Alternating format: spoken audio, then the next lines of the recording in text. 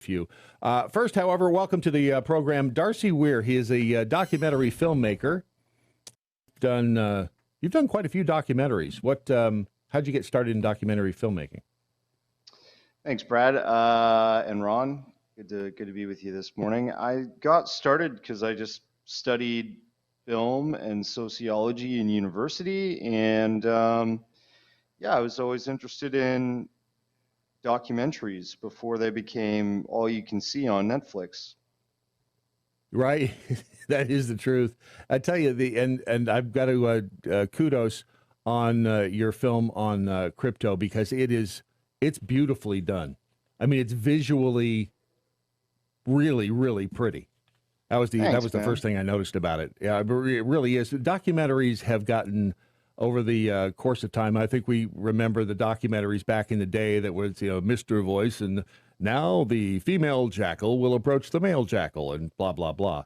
And it's all this very sterile voiceover with not necessarily provocative images. And they've really gotten good with the addition of animation. And when you don't have footage, a lot of good animators out there. So again, your film is absolutely beautiful. The film is called Cryptocurrency, I'm sorry, it's not called Cryptocurrency, but the name is The Bitcoin Field Guide. The Bitcoin Field Guide. Yep. I've always considered Bitcoin, since I was introduced to it by a friend, Stu Bergier, years ago. I've always considered it the I don't trust government currency. Is that still the case?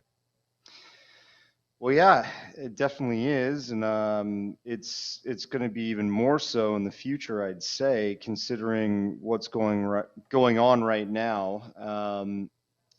The interesting thing is that the dollar is rallying in value temporarily, just because everything else is correcting. The NASDAQ, the S&P 500, Bitcoin, and all the other cryptocurrencies.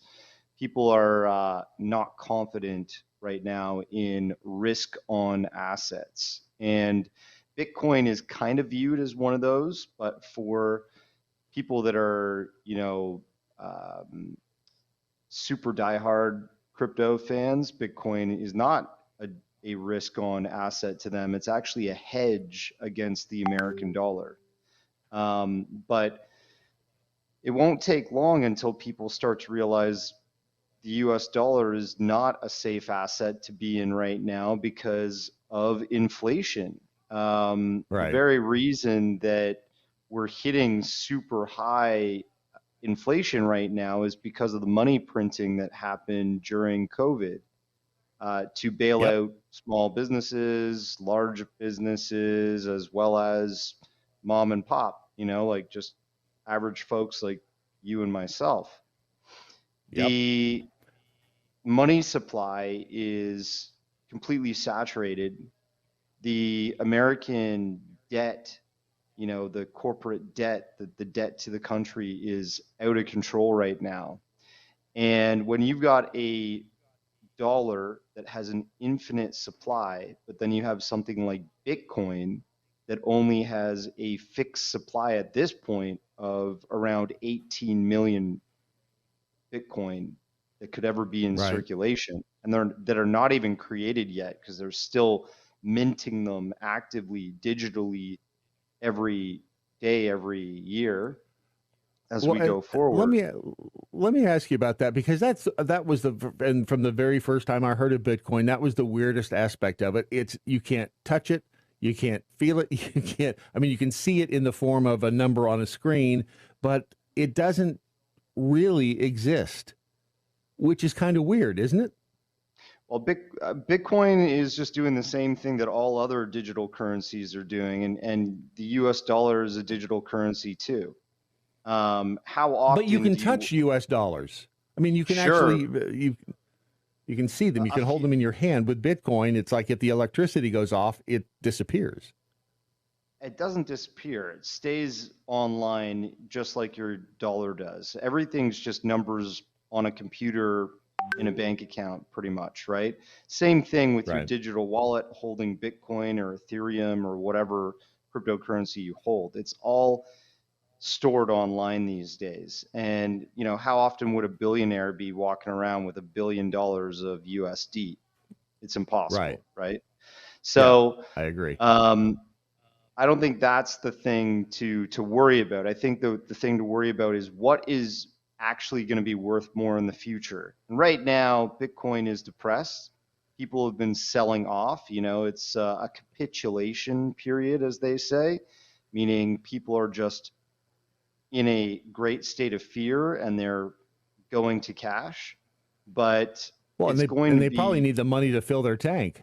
exactly. I mean, I've considered There's that good too with my reasons. account, is yeah, pulling out money just to be able to like live, you know, the simple Yeah. things, food and gas and rent. Yeah, Um, exactly. how But in much? the future, Bitcoin will be one of these things that you can hold like cash and you don't have to pull it out. You don't have to pull your cash out of that. You can actually pay with that instead. Mm-hmm. So you wouldn't need to transfer back to cash, to US dollars. Well, and you brought up a great point earlier, and I've said this to people in the past, that how much of your paycheck do you actually ever hold with regard to being able to touch, see, feel money, and not being able to do it with Bitcoin? But how much of the money that you earn in your lifetime do you ever physically have in your hand? Which makes it, much like Bitcoin, you never see it, you never touch it, you never feel it. It's just numbers on a screen. So in that sense, you're right. It's the same thing. Um, were you interested in what got you interested in Bitcoin as a subject of a documentary? Were you have you been into this for a long time? Well, yeah, I started making the documentary 2018 post 2017, which is when Bitcoin first rose to power. Really, it went from, you know, being a couple $1,000 to 19,000 bucks per coin. And 2018 in January, it did a sharp crash. That was the first crypto crash that the world really was exposed to. One of my friends, my good friends, was investing in it at the time, 2 years prior. He even asked me when it was worth like $1,500, should I invest in this? And I was like, Brian, don't do that. That sounds Oh, stupid. really? Yeah. Um, but you know, it took me a bit of time to research it and see what he had gotten himself into. And I saw him go through the crypto crash and such. In the documentary, I interviewed people like Brian, who are like Main Street folks like you and myself, and then I interviewed Hmm. businesses that are involved in the crypto space, guys that own exchanges, and um, Harris Fricker, who originally started CashX with before it became PayPal when Elon Musk came along. And I interviewed a guy named Beier and his associates that created a company called First Coin Capital. They're a company that did ICOs or created crypto coins for companies like Nvidia, for example. So Right. really in the documentary, I got to talk to all walks of life involved in the cryptocurrency space.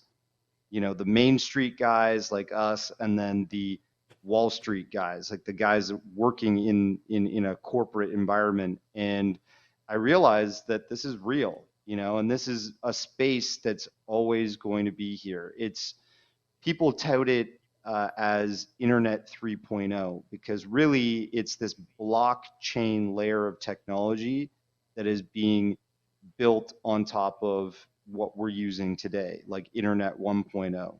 And Right. technology just seems to get better and better and better as time goes on. So just expect cryptocurrency to get better. Talking to Darcy Weir, he's the producer, documentary filmmaker of the documentaries, The Bitcoin Field Guide, Understanding Cryptocurrency. Uh, and you mentioned the blockchain technology. That in and of itself it was like a new thing that came along with Bitcoin, isn't it? I mean, it's like a game Yep. changer in the world of transaction software-ish, sort of. Yeah. Would that be a Yeah. good way So to to describe it? put it simply, blockchain technology essentially cuts out the middleman functions that we're so often used to in today's business world. So for example, a bank, right? A bank is a middleman for you spending your money and transacting with that, right? They hold on to your money in an account and they get a cut for that, so on and so forth. With Bitcoin, it's a blockchain technology. And what happens is you are your own bank. You create a wallet, whether that's a hardware wallet. Some people use a technology called Ledger, or you can own your wallet online. It could be something like Coinbase or Binance. And when you have that digital wallet address, you buy crypto and you store it there. And then when you want to transact with it, everything happens through the wallet, and your owner identity, the amount that you own, the ledger, which is like the accounting system for the crypto, is all done within the cryptocurrency itself. So you're cutting out the banking facilitation, you're cutting out the accountant, you're cutting out the insurance, yada, yada, yada. It's all yourself and the cryptocurrency. The blockchain encodes it into the transaction itself. It's a highly efficient technology, and it's called an open ledger. So it's like an open ledger is kind of like an Excel spreadsheet that keeps track of who the owner was, when the coin was created, and where it came from and where it's going to, if you were, say, transferring that crypto coin, right? That open ledger technology allows you to track all of that information online, so it's not anonymous. And that's the interesting thing. Crypto was being attacked originally as being only used by, criminals and so on and so forth, because it's an anonymous technology. But the actual fact is that it's a very transparent technology. It's an open ledger technology. Bitcoin is, right? Ether is. You can go online, go to a website called Etherscan, and if you put in a wallet address, mine or yours, if you had one, you can scan all of the ether that's gone into that or gone out of that, and you can see how much and so on and so forth. That's an open ledger. It's a transparent accounting system. Anybody can see how much Bitcoin you have as long as they know what your Bitcoin wallet ID number is, essentially? Essentially, they can, yeah, and that's actually a pretty fun thing to do. If you go to some of these tracking sites, you can look at whales. People talk about investment whales on Wall Street and stuff like that. Well, you can't see what their current holdings are of cash or stocks, but with some of these web apps like Etherscan or Bitcoin trackers, you can actually see in a wallet how much has been in there, how much is going out, and some of these folks are moving millions of dollars at a time. It's crazy. I'll be doing that later today. That is fast. I did not know that. Check out Etherscan. Again, Etherscan. The documentary is The Bitcoin Field Guide, Understanding Cryptocurrency. Darcy Weir is the filmmaker. Darcy, where can people see the documentary? Where do they go to find it? Sure, yeah. They can see it on Amazon Prime, iTunes. If they want to see it for free in the States, they can just literally go to Tubi TV, which is like a Fox entertainment platform, and just look for the Bitcoin Field Guide or search my name, Darcy Weir, DARCYWEIR, and you'll see a whole list of my films up there. And cool. Yeah, enjoy yourselves. Cool. I appreciate the time this morning. I appreciate the lesson, and I'll be checking out some of the other documentaries as well. Darcy Weir, have a great rest of the day, and thank you for the lesson. Talk soon. Thanks, Brad. There you go. Bitcoin and the I did not know you could do that. You could like eavesdrop on other people's. Wow, I like that. Yep. I've made a note. I know what I'll be doing later. I'll be looking for whales. All right, time to take a